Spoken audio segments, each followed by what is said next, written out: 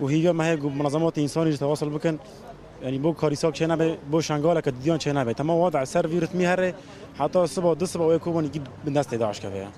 والله دخازياما كو يعني برای من گفت انه گندک دگوند سگوند انا کوبا تانه ما اما اولکاریا که تشتکی اجماع ام خورد كل فيدا انا وقت براكي بشينا مساعدات فيدا اقليم دهر وقت بين سلاحه كبينا قلتي يعني علاقه تركي واقليم فرندا مثلا كونه مثلا سلاحه بشينا حدود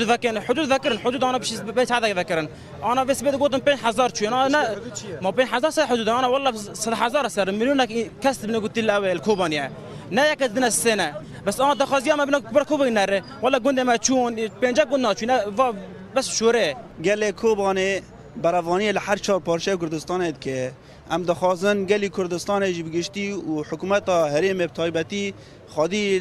گل می روجاوا و گل کوبانی بتایبتی در کوه هیرو خلق شرمزا بو لسر سینوران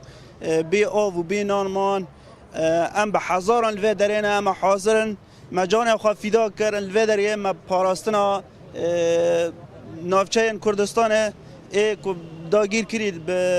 به داعش هم دخوازن الویدریه جی اما آمدن ام هرن برگیری ولات خواهی بکن بس دفت هبه و بریارک بیستاندن و غرفت عملیات چه ببه من وەکو گەنجێکی باشووی کوردستان بەڕاستی یعنی دەنگی خۆمە خەمم پاڵ دەنگی خەڵکی کوردانی خۆراوی کوردستان لە ڕابردووە کوردانی خۆراوی کوردستان هەکە بە بەڕاستی هاوکاریکی گەلی کوردی کرد لە ڕووی چەکەوە توانی چۆن لە باشووی کوردستان بارەس لە جەکدارانی داعش بە هاوکاری هێزەکانی پێشمەرگە ئەمە بەڕاستی جێگەی شانازێ بۆیە پێم خۆشە یعنی کاربەدەستانی کوردی ئاگادار بکەنەوە کە ئەوان بەڕاستی فەرزە لەسەریان کە کوردانی خۆراوی کوردستان بپارێزن. از تشتگی تنه بیجم کو روجاوا کردستان ام دوزان ده انجمان هنه نه روجاوا نه پکک نه پارتیه بس هیرو 28 گوند د خلال 24 ساعت دا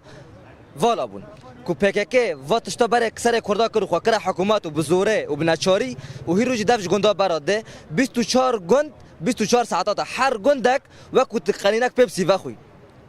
دا کوت نه خودی بریاری و تنه کنی بپارزی برا دا کوه دا برا ام دا کوون ام وقت برا ام شر دجمن بکن بس هدی بس خنج خو قبول بکن ام تو فیتش دوغاز بس